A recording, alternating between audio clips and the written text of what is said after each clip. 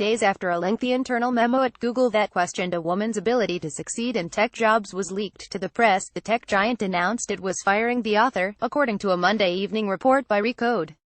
The memo, a 10-page document that spread across the company's internal communications network before it was leaked to Gizmodo, criticizes the company for its commitment, such as it is, to hiring a more diverse staff. As a whole, Silicon Valley has struggled to fill key roles, particularly in management and highly skilled jobs, with women and people of color. The memo was written by a male engineer at Google. More than just a diatribe against Google's hiring practices that favor diverse candidates, the memo made a case for active discrimination, laying out an argument that women are genetically incapable of the same kind of analytical thinking as male engineers. Women, on average, have more neuroticism, higher anxiety, lower stress tolerance, reads the memo. This may contribute to the higher levels of anxiety women report on Google Geist and to the lower number of women in high-stress jobs.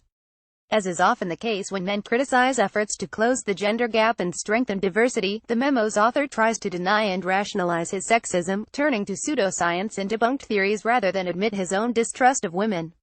I'm simply stating that the distribution of preferences and abilities of men and women differ in part due to biological causes and that these differences may explain why we don't see equal representation of women in tech and leadership, the author writes. On Monday, Google CEO Sundar Pichai finally addressed the memo and subsequent fallout in a company-wide email that was then leaked to technology site Recode.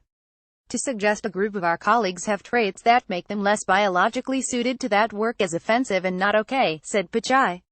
It is contrary to our basic values and our code of conduct, which expects each Googler to do their utmost to create a workplace culture that is free of harassment, intimidation, bias and unlawful discrimination.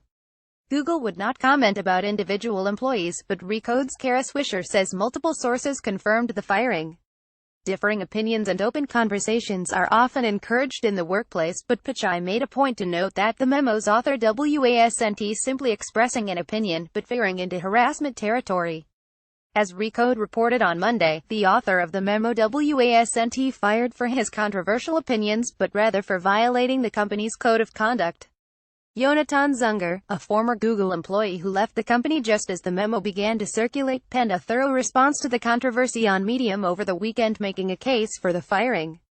It would have ended with you being escorted from the building by security and told that your personal items will be mailed to you, wrote Zunger of what would have transpired had he been involved in doling out disciplinary action.